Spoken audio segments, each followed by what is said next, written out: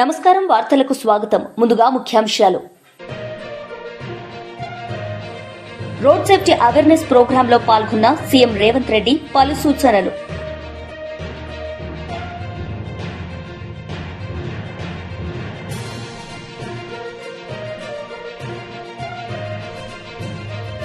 మంత్రులు, సెక్రటరీలతో ముఖ్యమంత్రి నారా చంద్రబాబు నాయుడు సమావేశం. వారికి దిశానిర్దేశం.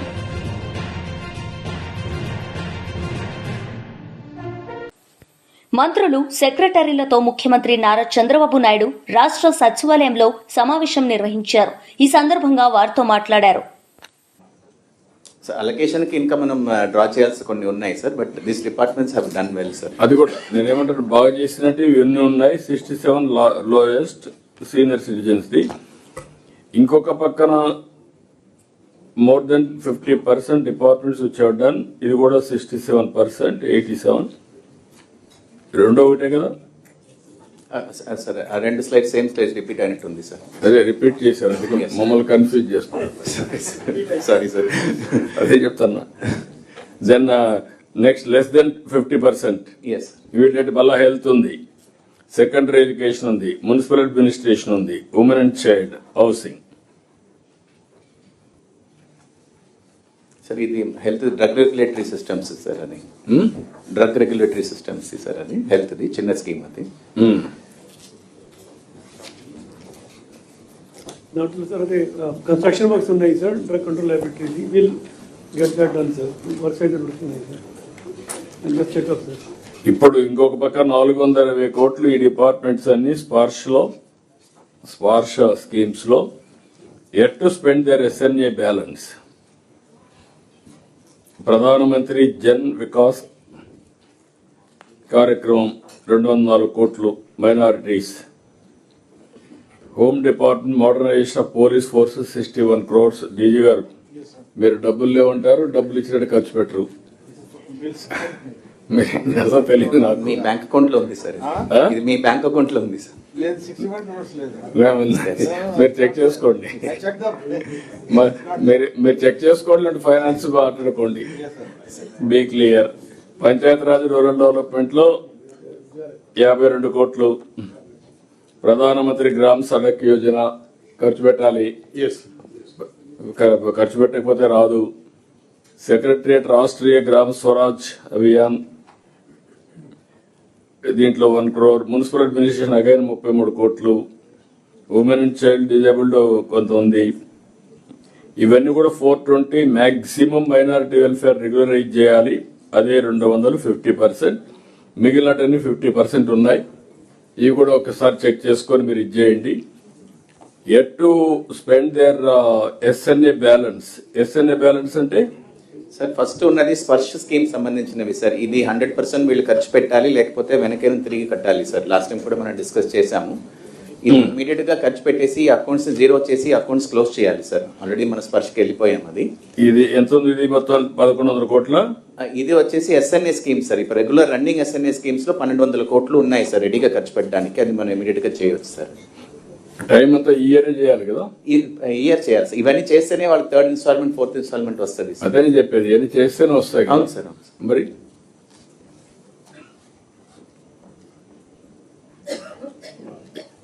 1 month టైం. ఈ ఎప్పటికప్పుడు will go through all these things. మళ్ళీ నేను చెప్తున్నా, డోంట్ మిస్టేక్ మీ. మీరు ఏమైనా చేసుకోండి.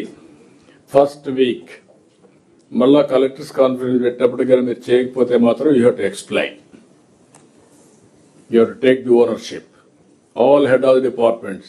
Head of the department silent గా వెనక బెంచ్ లో కూర్చున్నాం, మేము వెళ్ళిపోతున్నాం, చూసుకుంటాను కుదరదు. That is your responsibility to push your secretaries.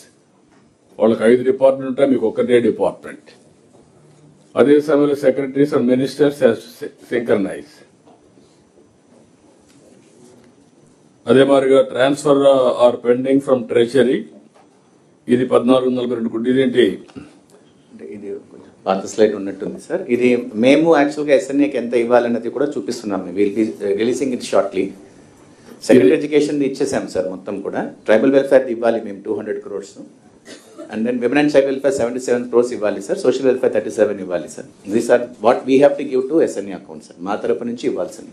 Okay, మీరు అది వర్కౌట్ చేసుకొని అవన్నీ కూడా మనం అనుకున్న ప్రకారం ఎక్కడ చేసి, ఇంకోటి కూడా స్కూల్ ఎడ్యుకేషన్ డిపార్ట్మెంట్ ఈ ఇయర్ స్కాలర్షిప్ బకాయిలు ఉన్నాయి 12 కోట్ల ప్రాంతాల్లో. మీరు 14-15 ప్రాంతాల్లో ఎట్లా అడ్జస్ట్ చేస్తారు ఒకసారి మాట్లాడండి. You release it. స్కాలర్షిప్స్ ఇది చేసేయండి ఈ సంవత్సరం అయిపోవాలి. RTF MTF sir. RTF MTF. Yes. Fees reimbursement. Then that discuss 4 o'clock we are meeting sir. Fee reimbursement అది కంపల్సరీ అయిపోవాలి. దెన్ అగ్రికల్చర్ మార్కెటింగ్ ఇవన్నీ సేమ్ మనం డిస్కస్ చేసినవే సార్, బట్ డిపార్ట్మెంట్ వారీగా పెట్టడం జరిగింది సార్. ఓకే, ఇది మీకు ఆ కాపీ ఇస్తున్నారు, ఆ కాపీ తీసుకుంటున్నారు మీరు ఈచ్ డిపార్ట్మెంట్ వారిగా. మళ్ళీ నెక్స్ట్ ఐఎమ్ వెరీ క్లియర్, ఎట్టి పరిస్థితిలో కూడా 3rd ఇన్స్టాల్మెంట్ 75 చేసిన వాళ్ళు పూర్తి చేసి టోటల్ గా డ్రా చేయడం, 50 చేసిన వాళ్ళు మొత్తం చేసి మళ్ళా డ్రా చేయడం, 50 కూడా చేయని వాళ్ళు మళ్ళా అది కంప్లీట్ చేసి 2nd instalment 3rd instalment draw చేయడం. బిఫోర్ ఈ మంత్ ఎండ్ లోపల మీ ఎక్స్పెండిచర్ పూర్తి చేసి డబ్బులన్నీ కూడా బిఫోర్ 10th మీరంతా డ్రా చేస్తారు. ఆ కలెక్టర్స్ కాన్ఫరెన్స్ వచ్చే లోపల అది కూడా ఖర్చు పెట్టి అడిషనల్ ఫండ్స్ కి March 15th పైన ఢిల్లీకి వెళ్తాం. ఆల్ డిపార్ట్మెంట్స్ ఎవరైనా చేయలేకపోతే మాత్రం అది మీ ఫెయిల్యూర్ కింద వస్తుంది. దాన్ని మాత్రం మీరు గుర్తుపెట్టుకోవాలి. రోడ్ సేఫ్టీ అవేర్నెస్ ప్రోగ్రాంలో సీఎం రేవంత్ రెడ్డి పాల్గొన్నారు. ఈ సందర్భంగా ఆయన ప్రసంగించారు. ప్రాణాన్ని కోల్పోవడము, ఈ దేశ జీడిపిలో 3% ప్రమాదాల వల్ల నష్టం జరుగుతున్నది. అందుకే ఈరోజు భారత ప్రభుత్వం కానీ తెలంగాణ రాష్ట్ర ప్రభుత్వం కానీ ఈ రోడ్డు మీద జరుగుతున్న ప్రమాదాలను నివారించడానికి విద్యార్థి దశలోనే ఒక అవగాహన కల్పించాలన్న ఆలోచనతో సమాజంలో కొందరి నిర్లక్ష్యం ఇంకొందరికి ప్రాణాపాయంగా మారుతున్నది. వీటన్నిటిని నివారించడానికి, నియంత్రించడానికి ఒక మంచి కార్యక్రమం తీసుకొని ఈరోజు కోట్ల విజయభాస్కర్ రెడ్డి గారి స్టేడియంలో ఈ కార్యక్రమాన్ని ఏర్పాటు చేసింది. తెలంగాణ రాష్ట్ర ప్రభుత్వం నూతన జీవన శైలిలో కొత్తగా ఎదురవుతున్న సవాళ్లను ఎదుర్కోవడానికి పోలీస్ శాఖను ప్రక్షాళన చేసుకుంటూ నూతన వ్యవస్థలను ఏర్పాటు చేసి మనం ఎదుర్కొంటున్న సవాళ్లను, సమాజానికి అందించాల్సిన సేవల గురించి ఈరోజు నిత్యం మనం చర్చించుకొని నూతన ప్రణాళికలు రచించుకుంటున్నాం. అందులో భాగంగానే ఈరోజు సమాజంలో ప్రధానంగా సైబర్ క్రైమ్ అనేది విపరీతంగా పెరిగిపోయింది. ఒకప్పుడు physical crime, rape and murder ఒక మేజర్ క్రైమ్ లాగా ఉండేది. కానీ ఈనాడు ఫిజికల్ క్రైమ్తో పాటు సైబర్ క్రైమ్ కూడా పోటీపడి మన ఇంట్లో, మన మొబైల్లో డైరెక్ట్గా మన ఇంట్లోకి చేరి ఎక్కడో ఉండి, పక్క రాష్ట్రంలోనో పక్క దేశంలోనో ఉండి మన యొక్క ఆర్థిక వ్యవస్థను కొల్లగొట్టడానికి ఈరోజు సైబర్ క్రైమ్కు నేరగాళ్ళు ఎక్కువగా పాల్పడుతున్నారు. ఎవరు అని గుర్తించే లోపల ఖజానా ఖాళీ చేయడమే కాకుండా మన ఖాతాలు కూడా మొత్తం మాయమైపోతున్నది సొమ్ము. రకరకాల నేరాలు సైబర్ క్రైమ్లో ఈరోజు జరుగుతున్నాయి. అందుకే భారతదేశంలో మొట్టమొదటి రాష్ట్రంగా సైబర్ క్రైమ్ను నియంత్రించడంలో తెలంగాణ రాష్ట్రం ముందు భాగాన నిలబడి ఈరోజు ఈ ప్రక్షాళన మొదలుపెట్టింది. ISI యాక్టివిటీని నియంత్రించాలంటే కూడా కౌంటర్ ఇంటెలిజెన్స్తో పాటు ఆక్టోపస్ లాంటి సంస్థల్ని, టెర్రరిస్ట్ యాక్టివిటీస్ని, లేకపోతే మిలిటెంట్ యాక్టివిటీస్ని కంట్రోల్ చేయడానికి గ్రేహాండ్స్ లాంటి సంస్థలను ఒకప్పుడు ఆనాడు ఉమ్మడి రాష్ట్రంలో ప్రారంభించిన మన పోలీస్ వ్యవస్థ ఈరోజు దేశానికి ఆదర్శంగా నిలబడ్డది. అందుకే ఈరోజు నూతనంగా ఎదురవుతున్న సవాళ్లను ఎదుర్కోవడానికి పోలీస్ శాఖలో ఈరోజు ఈగల్ ఫోర్స్, డ్రగ్స్, గంజాయి ఒక మహమ్మారిగా మారి సమాజాన్ని పట్టి పీడిస్తున్నది. పంజాబ్ రాష్ట్రం ఈరోజు నిర్వీర్యం కావడానికి డ్రగ్స్ ఒక ప్రధానమైన శత్రువుగా ఆ రాష్ట్ర యువత మీద ప్రభావం చూపిస్తున్నాయి. అందుకే తెలంగాణ రాష్ట్రం ఆ ప్రమాదాన్ని ముందస్తుగా గుర్తించి ఈరోజు తల్లిదండ్రులు కష్టపడి ఎంతో శ్రమకు తమ జీవితాన్ని మొత్తం శ్రమ రూపంలో సంపాదించి పెడితే ఒకరో ఇద్దరో పిల్లలుంటే ఆ పిల్లలు డ్రగ్స్ బారిన పడితే ఆ వ్యసనాల వల్ల తల్లిదండ్రులకు తీరని దుఃఖం ఉన్నది. ఈరోజు వింత పోకడల వల్ల విపరీతమైన దురలవాట్ల వల్ల డ్రగ్స్ గంజాయి కూడా ఒక మహమ్మారిగా మన సమాజాన్ని పట్టి పీడిస్తుంది. అందుకే ఈ డ్రగ్స్ గంజాయిని నియంత్రించడానికి మన రాష్ట్రంలోనే మన పక్క పట్టణంలో కాదు పక్క రాష్ట్రాలు పక్క దేశాల నుంచి వస్తున్న డ్రగ్స్ గంజాయిని నియంత్రించడానికి ఈరోజు ఈగల్ ఫోర్స్ని మనం ఎస్టాబ్లిష్ చేసినాం. దేశంలోనే ప్రపంచంలోనే పోటీ జరుగుతాయి డ్రగ్స్ నియంత్రణలో.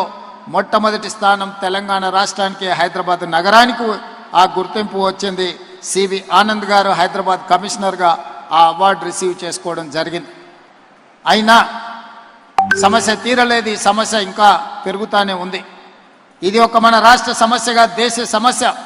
ఇతర రాష్ట్రాలతోని కోఆర్డినేట్ చేసుకొని ఇతర రాష్ట్ర అధికారులతోని సమన్వయం చేసుకొని ఈరోజు వ్యవస్థను బలోపేతం చేసుకొని డ్రగ్స్ మీద గంజాయి మీద మన రాష్ట్ర ప్రభుత్వం ఒక యుద్ధం ప్రకటించింది.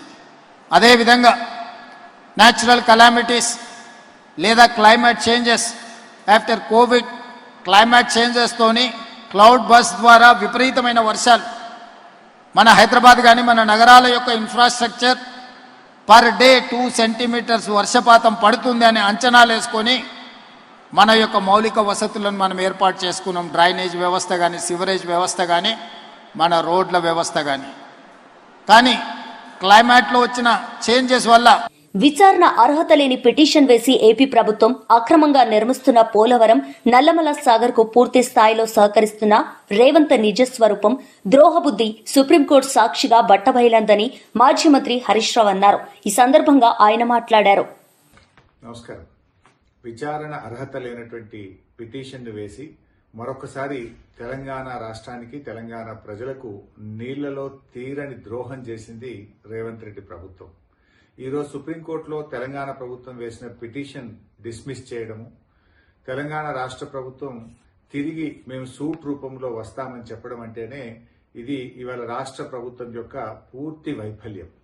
అదేవిధంగా గతంలో మీరు చూసినట్టయితే ఆంధ్రప్రదేశ్ ప్రభుత్వం పాలమూరు ఎత్తిపోతల పథకం మీద ఆంధ్రప్రదేశ్ రైతులతో కేసు వేయించి అందులో ఆంధ్రప్రదేశ్ ప్రభుత్వం ఇంప్లీడ్ అయి ఆనాడు మన పాలమూరు ఎత్తిపోతల పథకం మీద స్టే తెచ్చింది ఆంధ్రప్రదేశ్ ప్రభుత్వం.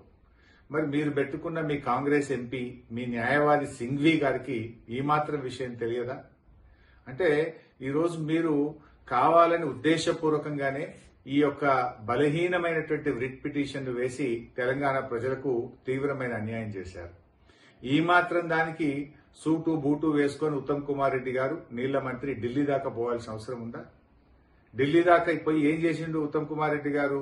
వేసిన రిట్ పిటిషన్ విత్డ్రా చేసుకున్నారు. విత్డ్రా చేసి సూటు వేస్తాము అన్నారు. సూట్ అంటే మనకు తెలియదా? ఆ సూటు కూడా ఆంధ్రప్రదేశ్, తెలంగాణ, మహారాష్ట్ర, కర్ణాటక 4 రాష్ట్రాల మధ్య మేము సూటు వేస్తాము అంటే అది ఇప్పట్లో అయ్యేది కాదు. ఇంకా అది సంవత్సరాల తరబడి దశాబ్దాల తరబడి పెండింగ్ లో పడిపోతుంది. అంటే పరోక్షంగా గోదావరి నల్లమల్ల సాగర్ ప్రాజెక్టుకు మీరు సహకరిస్తా ఉన్నారు.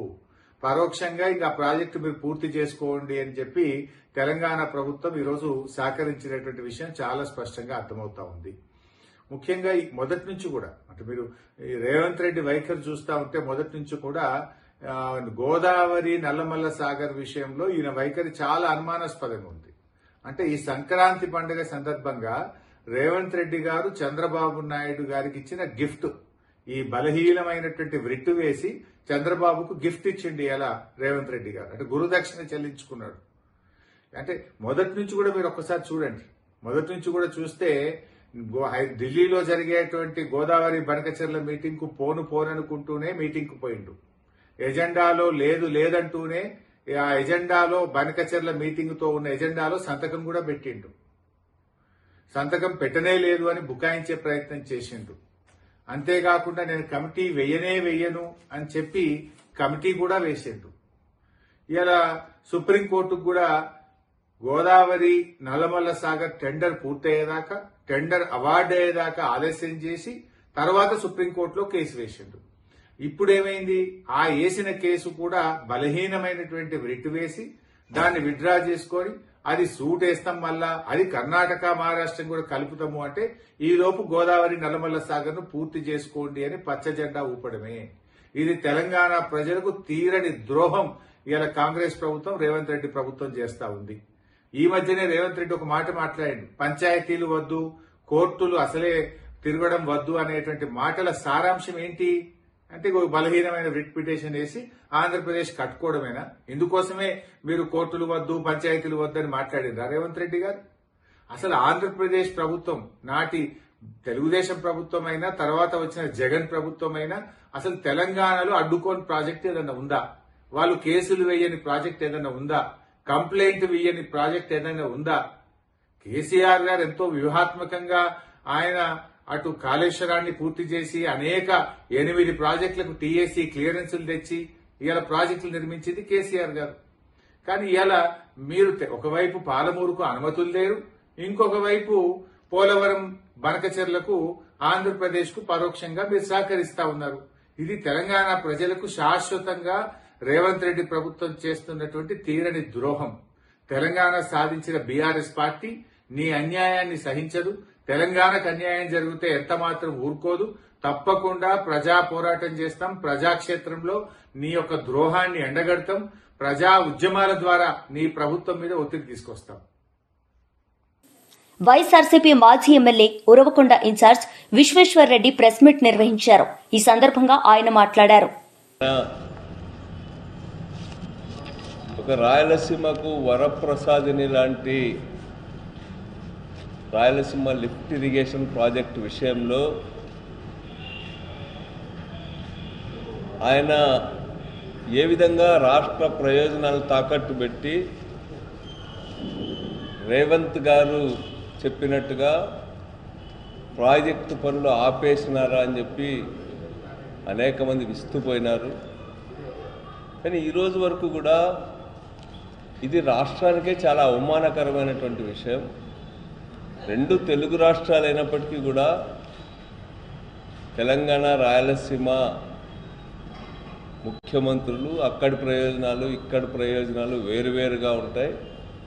అట్లాంటప్పుడు ఆంధ్ర రాష్ట్ర ప్రయోజనాలు దెబ్బతీసేలా చంద్రబాబు నాయుడు గారిని ఒప్పించాని రేవంత్ రెడ్డి గారు చెప్పడం అనేటువంటిది ఆంధ్ర రాష్ట్ర ప్రజలందరికీ కూడా ఇది అవమానకరమైంది. ఇది ఒక రకంగా ద్రోహపూరితమైనటువంటిది కూడా అనేటువంటిది ఇక్కడ అందరూ కూడా అభిప్రాయపడినారు. దాని తర్వాత అయినా చంద్రబాబు నాయుడు గారు స్పందిస్తారేమో అని చెప్పి అనుకున్నారు. సూటిగా సమాధానం చెప్తారేమో, నేను అలాంటిది మాట్లాడలేదనో, అలాంటివేవి రహస్యంగా చర్చలు జరగలేదనో, రాష్ట్ర ప్రయోజనాల విషయంలో నేను రాజీ పడలేదనో చెప్తాడనుకున్నాం. కానీ ఆయన అట్లాంటి విషయాలు చెప్పకుండా రాయలసీమ లిఫ్ట్ ఇరిగేషన్ అనేటువంటిది చాలా పరిమితమైందని, ఆ ప్రాజెక్ట్ అవసరమే లేదన్నటువంటి రీతిలో ఆయన మాట్లాడటమే కాకుండా వాళ్ళ ఇరిగేషన్ మినిస్టర్తో కూడా అదే మాటలు మాట్లాడించినాడు. ఇది రేవంత్ రెడ్డి గారి వ్యాఖ్యలను అంగీకరించినట్టుగా, ఆ వ్యాఖ్యల పట్ల వాళ్ళకేం వ్యతిరేకత లేదనేటట్టుగా చంద్రబాబు నాయుడు గారు కానీ వాళ్ళ ఇరిగేషన్ మినిస్టర్ రామానాయుడు గారు కానీ మాట్లాడిన దాన్ని బట్టి అర్థమవుతుంది మనకు. అదేవిధంగా రాయలసీమ లిఫ్ట్ ఇరిగేషన్ ప్రాజెక్ట్ అనేది ఒక వేస్ట్ ప్రాజెక్ట్ అన్నట్టుగా మాట్లాడుతూ ఉన్నారు వాళ్ళు. ఈరోజు పయ్యావుల కేసు ఇంకొక అడుగు ముందుకేసి రాయలసీమ లిఫ్ట్ ఇరిగేషన్ ప్రాజెక్ట్ అది థెఫ్ట్ ఇరిగేషన్ ప్రాజెక్ట్ అనే మాట మాట్లాడినాడు. నిజంగా ఈ ప్రాంతానికి సంబంధించినటువంటి ప్రజాప్రతినిధిగా ఉండి, మినిస్టర్గా ఉండి, ఎంతో అవసరమైన రాయలసీమ నీటి ప్రయోజనాలు తీర్చగలిగినటువంటి రాయలసీమ లిఫ్ట్ ఇరిగేషన్ గురించి అంత బాధ్యత రాహిత్యంగా ఎలా వ్యాఖ్యానిస్తారని చెప్పి నేను అడుగుతా ఉన్నా. మరి అది లిఫ్ట్ ఇరిగేషన్ ప్రాజెక్టే కాదన్నట్టుగా కూడా ఆయన మాట్లాడాడు. దానిపైన ఆయన మామూలుగానే అతి తెలివి ప్రదర్శిస్తూ ఉంటాడు. కేశవ్ గారు చాలా అతి తెలివి ప్రదర్శించాడు. ఆయన అతి తెలివితో ఎప్పుడు కూడా రంధ్రాన్వేషణ చేస్తూ ఉంటాడు. రాయలసీమ లిఫ్ట్ ఇరిగేషన్ ప్రాజెక్టు సంబంధించిన జీవోను చూపిస్తూ ఈ జీవోలో గ్రామటికల్ మిస్టేక్స్ ఉన్నాయని చెప్పడం కాకుండా దాంట్లో తనకు అనుకూలమైనటువంటి ఒక పార్ట్ను మాత్రమే తీసుకొని అసలు దీంట్లో స్పష్టతే లేదు.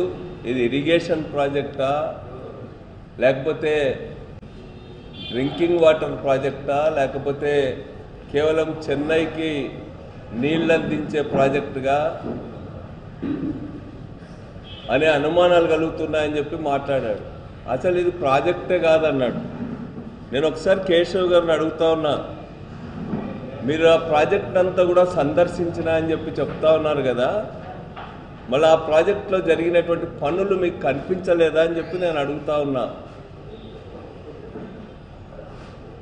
అది థెఫ్ట్ ఇరిగేషన్ ప్రాజెక్ట్ అయితే మీరేం చెప్తా ఉన్నారు, దానికి సంబంధించిన దాదాపు 700 కోట్ల రూపాయలకు పైగా ప్రభుత్వానికి సంబంధం లేకుండానే కాంట్రాక్టర్కి ఇచ్చేశారనే మాట మాట్లాడుతూ ఉన్నాడు. అసలు మీకు ఇంత అనుభవం ఉందని చెప్పి చెప్పుకుంటూ ఉంటారు కదా, అట్లాంటి మీరు ఇప్పుడు ఫైనాన్స్ మినిస్టర్గా కూడా ఉన్నారు. 700 కోట్లు అంటే 1 రూపాయి 2 రూపాయలు కాదు, 700 కోట్ల రూపాయలు ప్రభుత్వానికి సంబంధం లేకుండా ఏ విధంగా ఇవ్వడం జరుగుతుంది అనేటువంటిది నేను ఈ సందర్భంగా అడుగుతున్నా. బహుశా ఈ మధ్యకాలంలో థెఫ్ట్ బాగా అలవాటు పడినట్టున్నాడు. అందుకే ప్రాజెక్టునే థెఫ్ట్ ఇరిగేషన్ ప్రాజెక్ట్ అని చెప్పి కేశవ్ మాట్లాడుతూ ఉన్నాడు. అది ఎఫ్ఆర్ఎం లెవెల్స్ వీటన్నిటినీ సర్దుబాటు చేసుకోవడానికి కార్పొరేషన్ ద్వారా గవర్నమెంట్ అనుమతి ఇచ్చినటువంటిది. అది దాన్ని పట్టుకొని ప్రభుత్వానికి సంబంధం లేకుండా 700 కోట్ల రూపాయలు ఇచ్చేశారనేటువంటి మాట మాట్లాడుతున్నారు. మరి థెఫ్ట్ ఇరిగేషన్ ప్రాజెక్ట్ అని మీరు అన్నారు కదా, మీరు ఫైనాన్స్ మినిస్టర్ అయిన తర్వాత ఈ ప్రాజెక్టుకి మీరు 190 కోట్ల రూపాయలు ఇచ్చింది వాస్తవం కాదా అని నేను అడుగుతా ఉన్నా. అసలు ఇది ప్రాజెక్టే కాదు, ఇది థెఫ్ట్ ఇరిగేషన్ ప్రాజెక్ట్ అనే మీరు మీ ప్రభుత్వ హయాంలో 190 కోట్ల రూపాయలు ఏ విధంగా ఇచ్చారు? మీరు థెఫ్ట్ ఇరిగేషన్ ప్రాజెక్ట్ అనుకున్నాడు మీరు ఇచ్చినారంటే ఏమైనా వాటాలు ఉన్నాయా మీకు అని చెప్పి నేను అడుగుతా ఉన్నా. మరి ఎట్లా ఇస్తారు మీరు? అది ప్రాజెక్టే కాదని చెప్పేటువంటి వాళ్ళు మీ గవర్నమెంట్ వచ్చినాక కూడా ఇచ్చారు. మీరు ఇచ్చిన దాంతో కలుపుకొని 900 కోట్లు. టీడీపీ పోలిట్ బ్యూరో సభ్యులు వర్ల రామయ్య మీడియా సమావేశం నిర్వహించారు. ఈ సందర్భంగా పలు అంశాలపై ఆయన మాట్లాడారు. అయిన తర్వాత పరిపాలన చేపట్టిన తర్వాత ఆంధ్రప్రదేశ్ రాష్ట్రానికి చట్ట ప్రకారం, నేను చెప్పేది కొంచెం చట్టం అనేది నొక్కుతున్నానండి, దయచేసి మీరు కూడా అర్థం చేసుకోవాలా. జగన్మోహన్ రెడ్డి గారు మాట్లాడే మాటకి నా మాటకి తేడా ఉంటుంది. ఆయన నోటికొచ్చినట్టుగా మాట్లాడతారు, నేను నోటు ఉంటేనే మాట్లాడతాను. Note in the sense not currency అండి, అంటే అధికారికంగా మాట్లాడతాను. నేను నోటికి వచ్చినట్లుగా మాట్లాడతారు ఆయన. అందుకని ఆయన ప్రెస్ మీట్కి నా ప్రెస్ మీట్కి హస్తి మసికాంతరం అంత తేడా ఉంటుంది, దయచేసి అర్థం చేసుకోవాలి. ఆయనకు అమరావతి అని నచ్చలేదు. ఆ రోజు చంద్రబాబు నాయుడు గారు ఎన్నో మందిని కన్సల్ట్ చేసి మేధావుల్ని, పెద్దల్ని, అందరిని కూడా, రిటైర్డ్ ఆఫీసర్లని అందరిని కూడా, అన్నో రకాలుగా పండితుల్ని, పామరుల్ని అందరిని కూడా కన్సల్ట్ చేసి అమరావతి అని ఫైనలైజ్ చేశారు ఆయన, రాజధానిని. అప్పటికి జరుగుతూ ఉన్నది కాదు. మరి ఎందుకో నాకు తెలీదు, అమరావతి అనే పేరు ఆయన ఇష్టపడటం లేదు. అమరావతి అనే పేరు నాకు ఇష్టం లేదు కాబట్టి అసలు రాజధాని ఉండటానికి వార్తలు ముగించే ముందు ముఖ్యాంశాలు మరోసారి. రోడ్ సేఫ్టీ అవేర్నెస్ ప్రోగ్రాంలో పాల్గొన్న సీఎం రేవంత్ రెడ్డి పలు సూచనలు.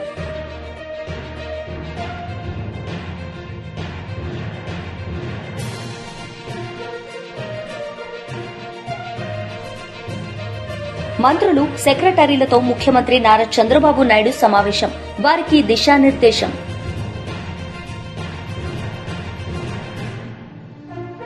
ఈ వార్తలు ఇంతటితో సమాప్తం. తిరిగి ప్రసారమయ్యే వార్తల్లో మళ్లీ కలుద్దాం. అంతవరకు సెలవు. నమస్తే.